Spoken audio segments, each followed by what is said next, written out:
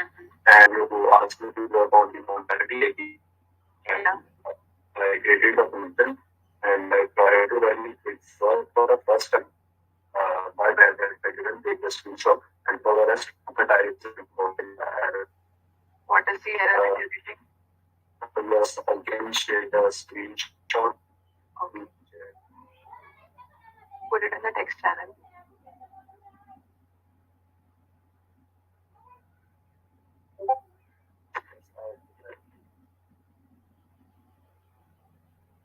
And also share the function.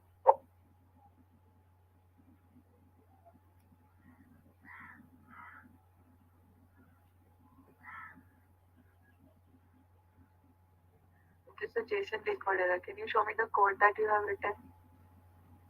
Yes, I can. I share the screen or I can. Yeah, I can share it with you. Okay, you uploaded.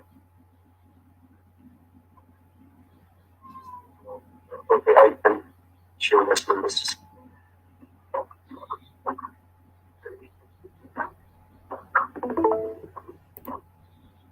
Amazing.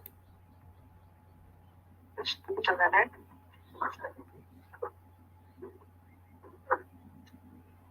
Yes, I see it now. Oh, yes. This is for the first time. This process ID that was given.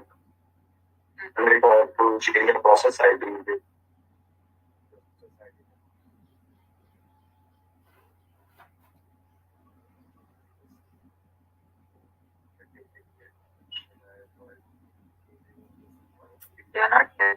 You're not audible.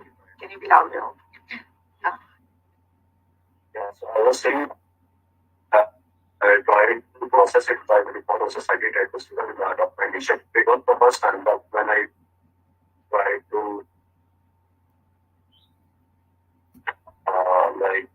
put the process and then I got one to it, but it's given at without. I don't know. Okay. Firstly, I need to check if the data that was sent with that cross-site that it is saved or not, because you would get an error if the okay. So what we do is when the process site is being sent, we search for the concerning document. Case we will the dual connection function is going to return as empty dictionary. So then, but in an empty dictionary, if you're going to do this calculation, at that time you get this JSON error. So I need to first check it was not saved properly.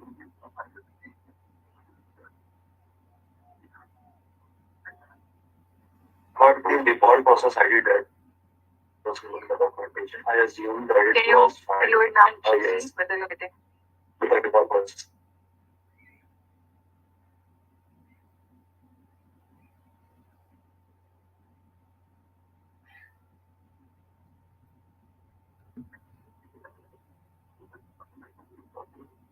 Not this time.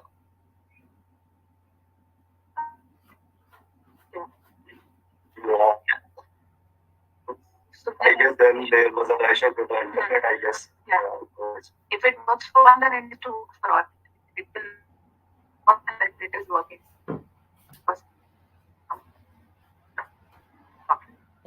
And it is not working. So if you get any issues in the process ID, that does not exist. Fine. We'll say something that happened. If you share the process ID, I'll check.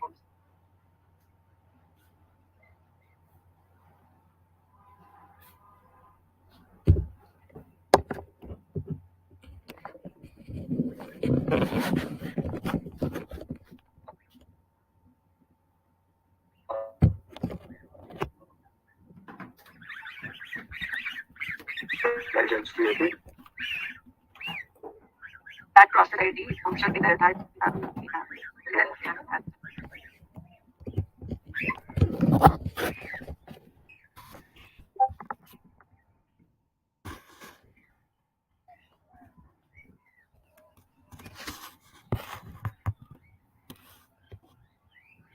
No, the data is aggregated.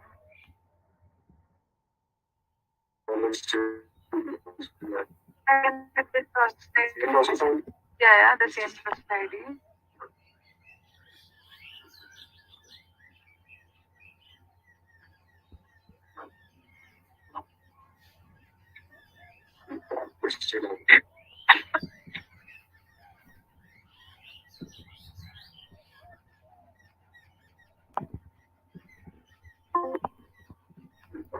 I tried to print it without this using my dot crystal printing, and it was printing it without this. Print it. Okay. But No.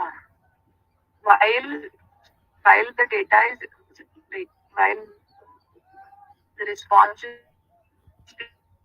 being sent from the this thing API, the API returns the response with JSON format only. So you can directly print the response. okay. But it was like showing something like object videos, something like that. That was just like too bad.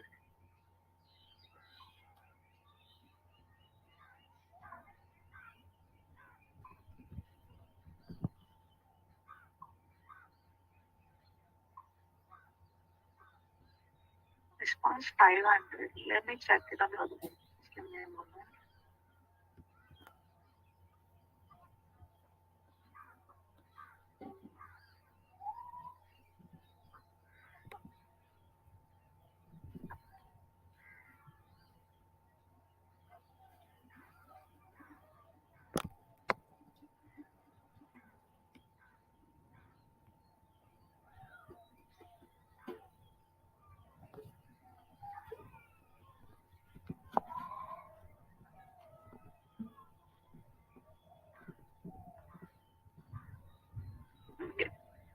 Error.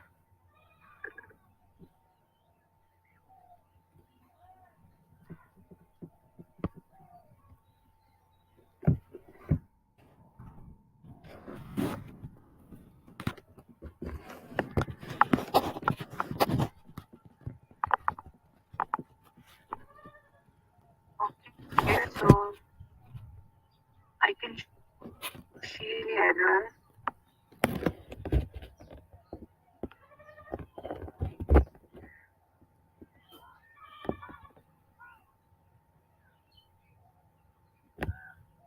Alright.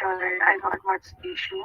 So while you use this particular process, while you did the matrix calculation, the series value didn't get given to the database.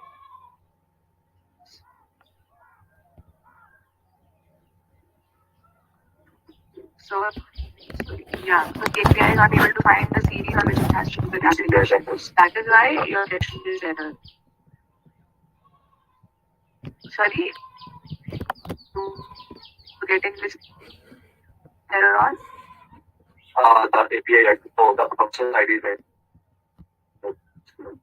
But previously, we both have the process the same, right? In the chat.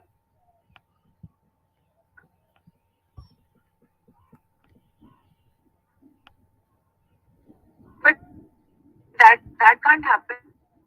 No, Marif, once it is working and other times it is not working. For this particular ticket, I can see the response from the status. Because if there is no series, how is it able to calculate any data?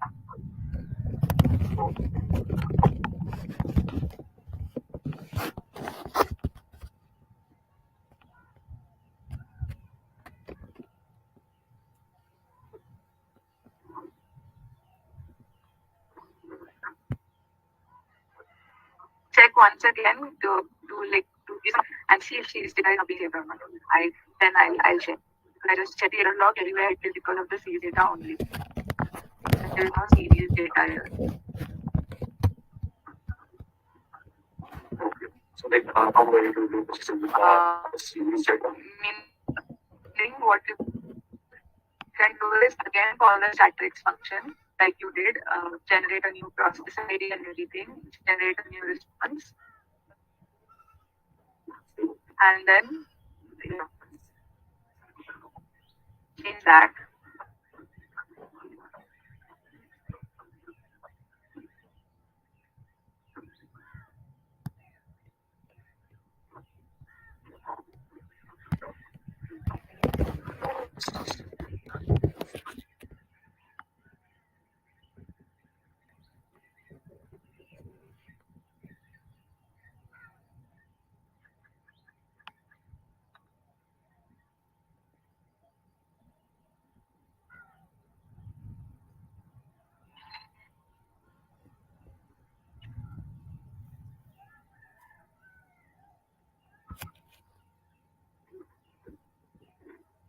So now I can fix the process ID. Mm-hmm.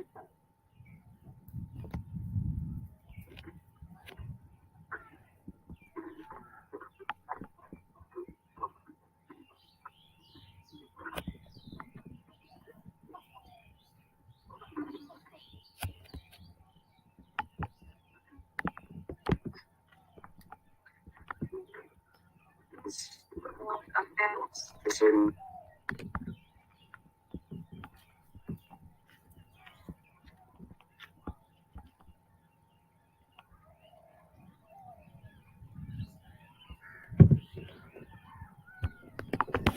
The process ID not limited. It has to be an integer. You're sending it as an integer only. It's an integer, right, Omar? It's not a string. Yes, it's an integer. Yeah, so it works fine. The first just ID that the person just is also process.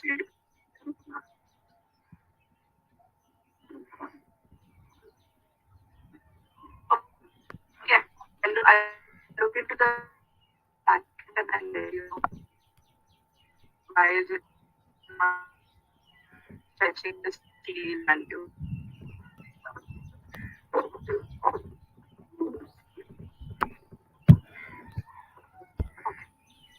alright. I do that and I'll let you know. Okay. Yes, no.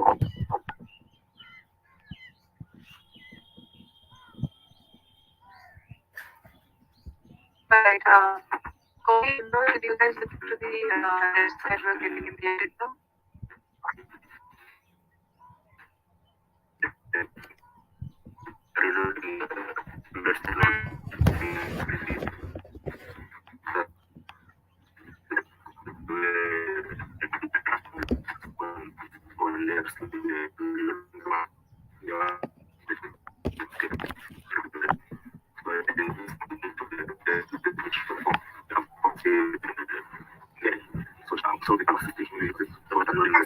Yeah. Yeah. Yeah. So last night when I checked it, I was saying that other people were like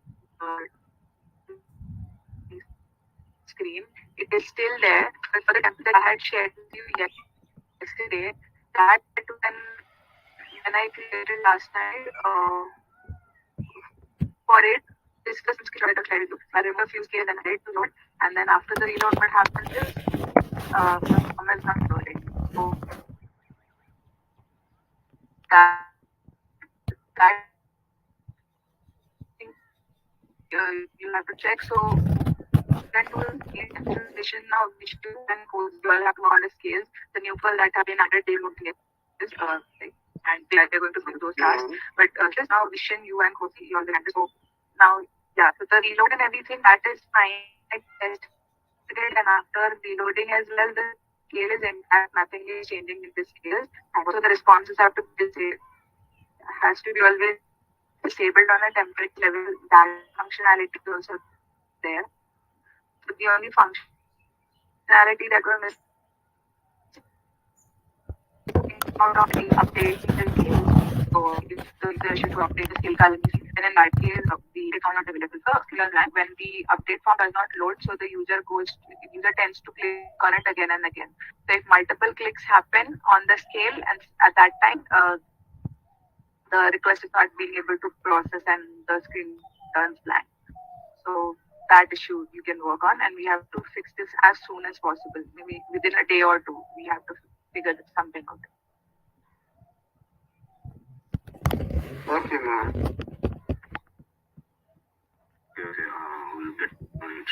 Yeah. The updates, sorry. Yeah, The update, okay, I said so the update form, right? The update form is not working. I think that's still technically from their side. And after having many skills, it also causes issues or what? I didn't really get your part of it. not many scales. What happens if even if there is a single scale, you reload the template, it reloads fine. The scale is there. Nothing changes. The update form on the right hand side, that panel is not visible. That panel will be visible only when you click on the scales container. The container turns yellow, you click on it, and then the form appears. When you try to click on the entire iframe of the editor, it turns black. So the elements are not visible. Okay. Okay. I will try to see it. It's definitely website now. Yeah, it is, but now that we are into the process of dealing the clients, it should not happen, and there is no such thing as our side and their side. It's our project now. If anything wrong in the editor running the scale, so on the back end, you can see like SSCs, KPIs, all the URLs that are being generated with the scales. Everything is working fine. So on the front end, there is an issue that you have to talk to Vision and you have to resolve. Okay, ma'am. Okay. I will get on it as soon as possible. Yeah.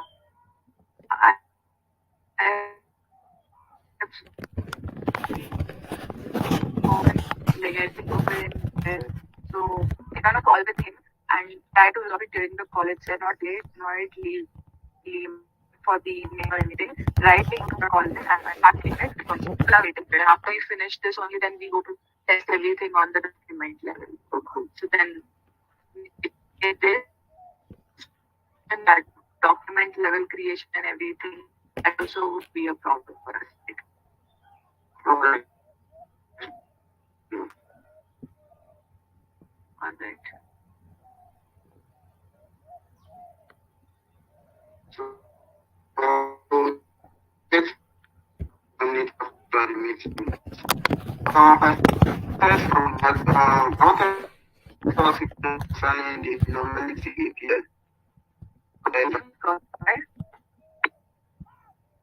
Okay, the allowable errors and the Yeah. integration method, right? Yes. Okay. So I'll explain allowable and those are basically the amount of outline that you would accept in your, I mean, so if the allowable error is 3, so then that is in the entire data set. If you have suppose 5 series in the database that you have given, and on those 5 series only we calculate the normality. So in the 5 series, suppose 15 data sets, 15 LNs in total, like 15 series. Okay. So 5 series, there are 3. So there are total 15 numbers. So on 15 values, I am allowing 4 values to go to be my outliers, even if they do not follow the normal distribution category and they do not follow the normal distribution patterns. Like we have certain checking conditions to see that the value is falling within a certain range or in terms of the standard deviation and where it is falling on the model curve or the graph. So I am allowing 4 values to be the outliers. So even if they are not following they are not falling inside the normal distribution curve and they are going out of the range, it is fine for me. Beyond 5 it goes, then beyond 4 if it goes, then I am not accepting the data set. Okay, ma'am. So that is the concern. Yes, so that's when it goes from the front end user. Yeah, that depends on the end user. Whenever they are generating an input, so we will fix this value. So based on the amount of data that we have later in the future, what we do is we'll fix a number that when we know that at any time this is the minimum amount of data that is always going to be there. So on that minimum amount of data, we will fix a certain value that these many could be the outliers. So, and then individual deviation, again, it is the same thing. It is an outlier, but it is on a single series. So on the entire data set, I'm allowing 4, and on a single series, I'm allowing 1. So that way you can assume. Okay. So then next is bins. Bins are the horizontal bars that you have in a histogram. So in the calculations, while we are doing the normality calculations, what we also do is we plot a normal curve, a graph, and then that graph is divided into certain different number of parts. So we divide the graph into different number of parts with the help of horizontal bars. So in how many parts do I wish to divide my graph? That is the number of bins. So if I say 10, then the graph of the normal curve that would be divided into 10 different parts. And then based on the values that are lying in each part, there is certain calculation happening, and then we check whether each value falls within the given normal range or not. Okay. And the last thing is the slope percentage deviation. That is the percentage deviation, the amount of deviation that I'm allowing the slope. Whatever is the slope of the curve. So if I say percentage deviation is 50, then I'm allowing 50% deviation in the curve. Beyond 50, if it goes, then I reject the value. Okay. It's understood. Is statistics. It's alright. Yeah, it's complete statistics. So when we're generating reports, we will fix these values. So at any time, at any given point of time, we can change the values based on our requirements. So it is solely the discretion of the front end programmer when they are consuming the API. Whatever values they wish, they can add here. Okay.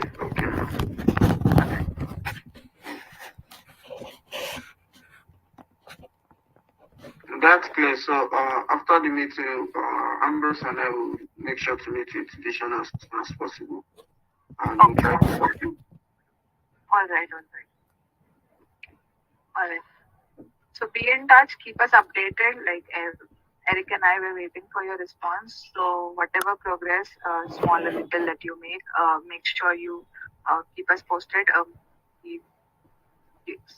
Keep giving us updates in the text channels, and then if there is any other thing that you think you need to discuss with us, you can let us know. We'll get on a call, and we have to fix this up as soon as possible. Okay. We'll be keeping the. All right.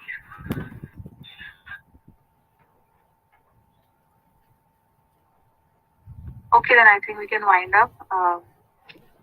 If there's anything, you can message me. That's all right. Thank you.